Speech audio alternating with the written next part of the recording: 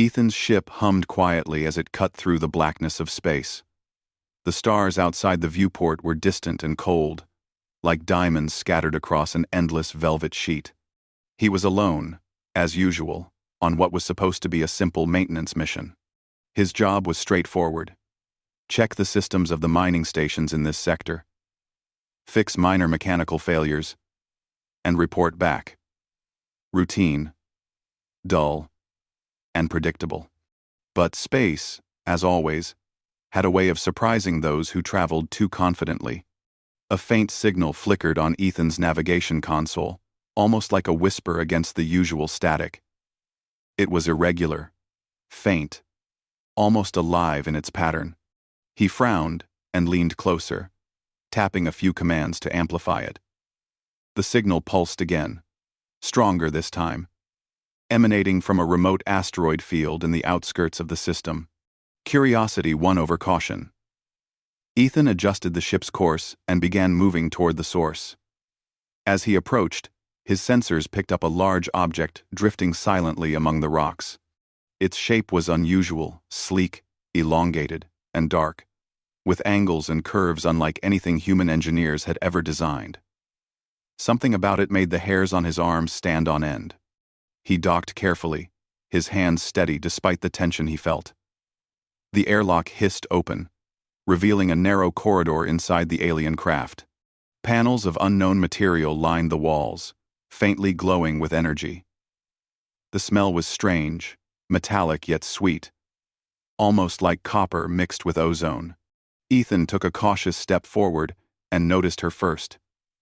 She lay slumped in the cockpit, pale and still, her long hair fanned across the floor like black silk.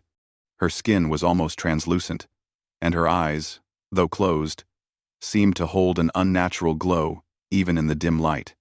Something about her presence made Ethan pause. There was power in her stillness, a dangerous beauty that seemed to vibrate in the air itself. He activated the ship's emergency life support scanners. The readings were weak but stable. She was alive. Barely. But the ship's failing systems would not keep her alive for long. Ethan's instincts as an engineer kicked in, pushing fear aside. He knew he could help, even if he did not understand exactly what he was dealing with. The cockpit was a tangle of alien technology. Wires snaked across the floor like living vines. Screens flickered in strange symbols, and panels responded to touch in ways he did not expect. Ethan moved carefully, taking mental notes, his fingers tracing circuits and scanning components. He could feel the complexity of the systems, a mixture of organic and mechanical that was unlike anything he had repaired before. Hours passed. He worked tirelessly, improvising where necessary. He rewired circuits, replaced damaged components with parts from his own ship, and rerouted power to stabilize the life support. Every time a panel sparked unexpectedly, he flinched. But he refused to stop. The alien woman's survival depended on his skills, and he was not about to fail. When he finally paused to catch his breath, he noticed her stirring. Her eyes opened slowly, glowing red in the dim light. Ethan froze, unsure of how she would react. The moment stretched, charged with tension. Then, she spoke.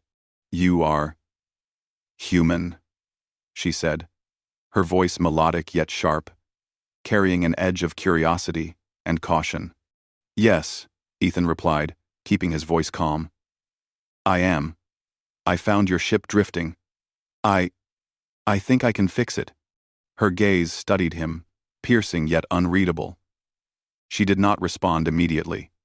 Instead, she shifted slightly, testing her strength, as if measuring his worth without words. "My name is Lyra," she finally said. "You should not be here. My enemies, those who hunt me, would not hesitate to kill you." Ethan swallowed. "I am not afraid. I can help. If I don't, you'll die out here." Lyra's lips curved slightly, not quite a smile. "You are brave or foolish? Perhaps both." He returned to his work. She watched silently, occasionally offering cryptic advice in her sharp, careful English. Her ship was powered by a biomechanical system, partially organic, partially technological, and fully alive. It responded to thought as much as to touch, and Ethan learned quickly to respect it. Over the next several hours, Ethan encountered unexpected challenges. Panels would reject his touch, systems would shut down without warning, and sometimes a low hum would fill the cabin, resonating like a warning. Lyra, though mostly silent, guided him when necessary, pointing out which conduits were alive and which were inert. She never touched the machinery herself, as if her presence alone was enough to keep it balanced. During a brief break, Ethan studied her more closely. Her skin was pale, almost like moonlight captured in human form. But there was a vitality under the surface, subtle yet undeniable. Her eyes glowed faintly, the red light pulsing in rhythm with her slow, deliberate breathing. There was something ancient in her, a history that no human could fully understand. And yet, she watched him with what he could only interpret as curiosity, and perhaps trust. By the time the ship's engines hummed steadily again, Ethan was exhausted but satisfied.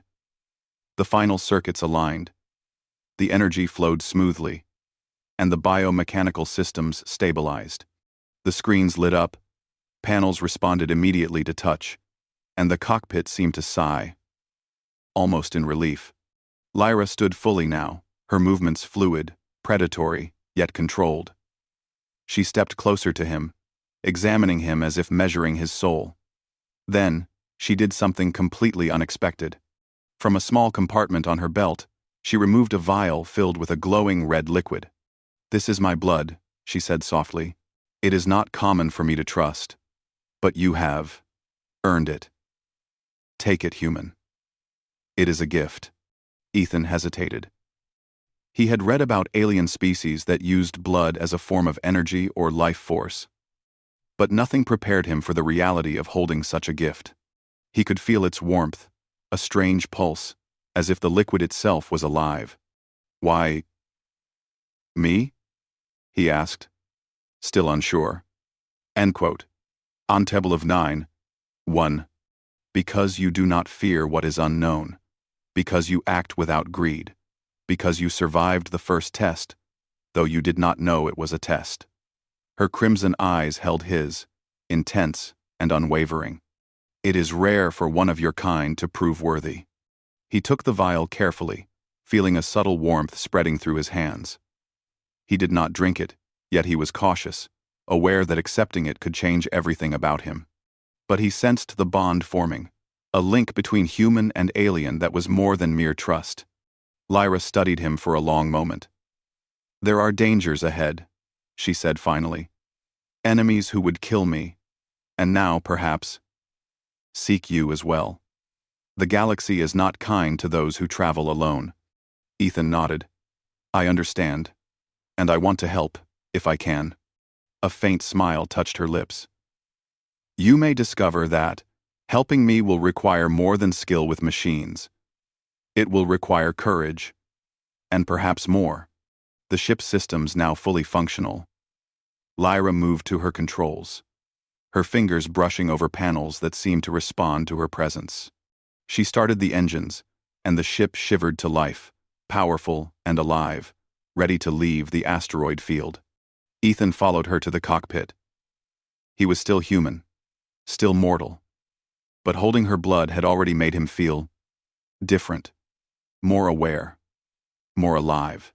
It was as if the air itself had sharpened, and every sound, every vibration, carried meaning.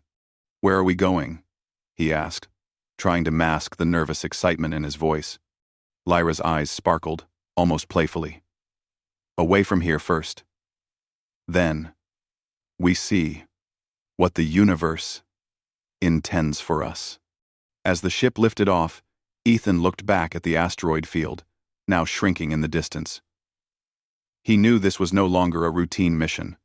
His life, simple and predictable moments ago, had changed forever. Somewhere in the stars ahead, challenges awaited. Tests of courage, skill, and endurance. But for the first time, he did not feel afraid. Lyra glanced at him, silent yet expressive. For the first time, she seemed human. Or at least, as close to human as a vampire alien could be. Her trust was a rare gift. Her presence a constant reminder of the extraordinary world he had just entered. The ship accelerated, leaving the lonely asteroid field behind. Ethan could feel the hum of the engines, the pulse of life within the vessel, and the strange warmth of her blood in his hand. It was a promise of adventure, danger, and an alliance that neither of them fully understood yet. Outside the viewport, stars streaked past as they jumped to faster-than-light speed. Inside, two unlikely companions sat together, one human, one vampire, alien bound by circumstance, trust, and a choice that would shape the future of both their lives. And somewhere deep in the darkness ahead, the universe waited, ready to test them in ways neither of them could imagine. The ship moved smoothly through hyperspace, the stars outside stretching into long lines of white. Ethan sat quietly, still holding the vial of Lyra's blood, unsure if he was ready to drink it. The thought both excited and frightened him. He had repaired her ship, earned her trust, but now he faced a choice that could change everything. Lyra watched him from across the cockpit, her eyes glowing faintly in the dim light. She seemed patient, almost knowing that Ethan needed time. "Do you intend to drink it?" she asked finally, her voice soft yet commanding. Ethan hesitated. I don't know. I don't even understand what it will do to me." Lyra leaned back in her seat, her long fingers resting lightly on the controls. "It is more than blood. It carries my life force, my strength, my instincts. It can heal, enhance, and protect you. But it also binds you to me, in ways you may not fully comprehend yet. Once taken, your life will no longer be entirely your own." He swallowed hard, staring at the glowing red liquid. It seemed to pulse, almost like a heartbeat. Somehow, it felt alive. He could feel a faint warmth radiating from it. And with it came a sense of connection, a thread linking him to her. Unseen, but undeniable. "What if I survive?" he asked quietly. "What if I can handle it?" 4. Lyra's eyes softened. "Just slightly. Then you will see the galaxy in ways no human has ever seen. You will gain strength, speed, awareness. You may even discover that your limits are far greater than you imagined." Before he could answer, the ship's sensors flared red. Ethan jumped to his feet, heart pounding. "What is it?" he shouted. Lyra's expression turned serious. Trouble. Outside, on the ship's sensors, a fleet of vessels appeared, moving fast and deliberately toward them. Their designs were jagged, menacing, almost insect-like. And the moment Ethan saw them, a chill ran down his spine. "They're here," Lyra said.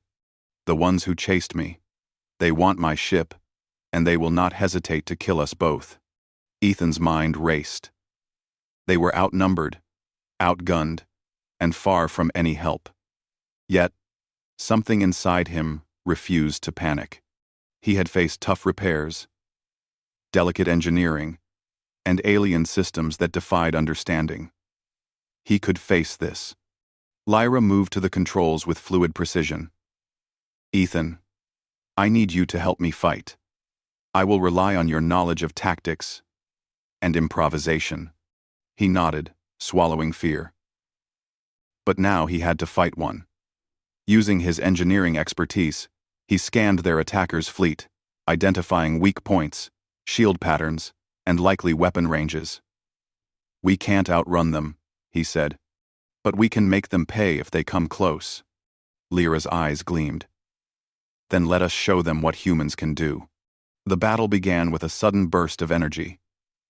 The first of the enemy ships fired, and Ethan instinctively dived for cover as the shields flickered under the impact. Lyra's movements were almost inhuman. She danced across the cockpit, pressing controls with astonishing speed and precision, maneuvering the ship with grace and lethal intent. Ethan, working alongside her, rigged the weapon systems. He redirected power, adjusted targeting arrays, and even improvised a countermeasure using one of her alien energy conduits. The ship responded to his touch as if alive, amplifying his decisions. Together, human ingenuity and alien precision became a deadly combination. Despite the chaos, Ethan made his choice. He uncorked the vial and drank. The moment the blood touched his lips, he felt a surge of life, warmth, and power. His senses exploded. He could see the energy flows of the ship, hear the hum of systems with clarity, and feel the subtle changes in Lyra's movements. His strength multiplied, reflexes sharpened, and pain faded. Lyra watched him carefully, noting the subtle changes in his posture, his focus, his awareness. "Good," she whispered. "Now you can fight as I do." Together, they moved through the fleet, evading energy blasts and striking with precise counters. Ethan's newfound abilities allowed him to anticipate enemy maneuvers, using the ship's capabilities to their fullest. Lyra struck with unmatched speed, her attacks calculated and devastating. Hours or perhaps minutes. It was hard to tell, in the chaos passed in a blur of motion, light, and sound. Finally, the last of the attackers fell, their ships destroyed or fleeing. Ethan leaned back, exhausted but exhilarated. His body ached, but he felt alive in ways he had never known. Lyra turned to him, her expression unreadable, but her eyes glowing softly. "You have done well," she said. "Most humans would have panicked, fled, or died. You adapted. You fought with courage, and you survived." Ethan nodded, still catching his breath. "I had help," he said, though he knew it was more than that. The blood had changed him, given him abilities beyond human limits, but it was his decisions, his mind, and his determination that had made the difference. For a long moment, they sat in silence, the aftermath of the battle settling around them. Outside, stars streaked past as they moved through hyperspace, but inside, the ship felt alive, calm, and safe. "Why did you trust me?" Ethan asked finally, breaking the quiet. Lyra's gaze met his. "I did not trust lightly. My kind rarely does. But you are not like the others. You are human, yes, but you see, you act, and you think. You value life in ways my species sometimes forgets. That is rare, and that is why I offered my blood." Ethan looked at her, understanding dawning. "So this bond, it's more than just blood?" Lyra nodded. "Yes, it connects us. You have gained my strength, my instincts, and now, you are part of something greater than yourself. The universe will test you, and this bond will be your guide." He felt a new sense of purpose, a responsibility he had never known. He was no longer just an engineer, a solitary traveler through the stars. He was something more human, yes, but enhanced, connected, and part of a story far larger than he could have imagined. Over the next days, as they traveled together, Ethan learned more about Lyra, her people, and the galaxy she came from.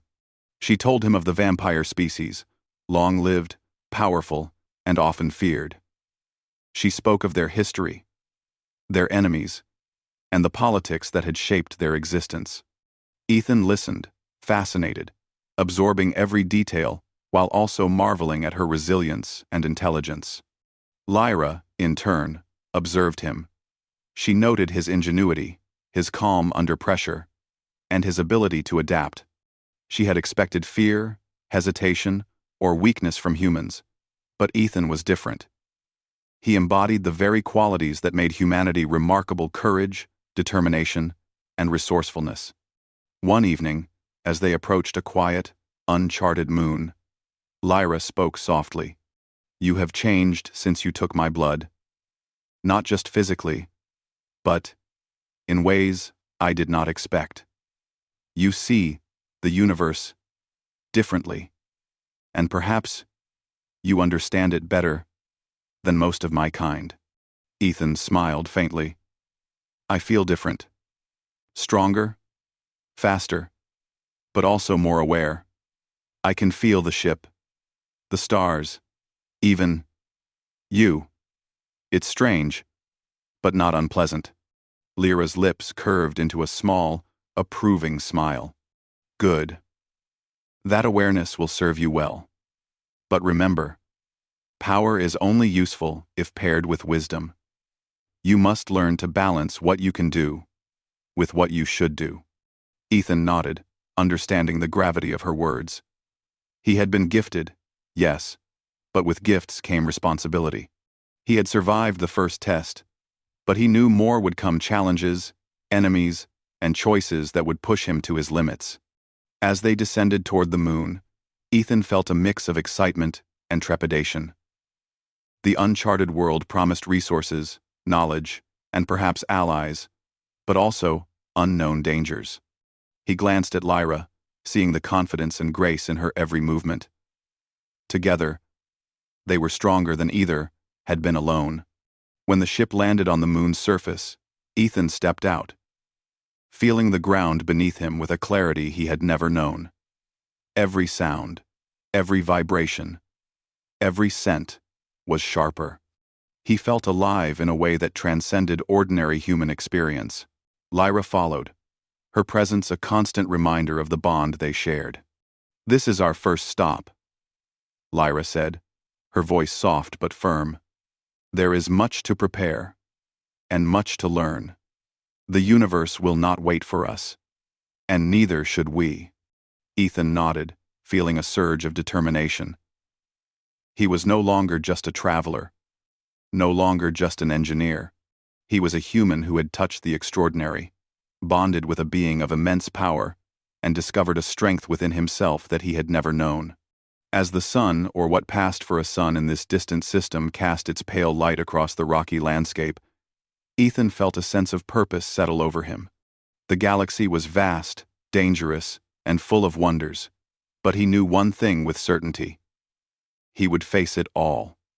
Not alone, but with Lyra by his side, and with the bond of blood and trust guiding him through whatever came next. The adventure had only just begun, and Ethan was ready.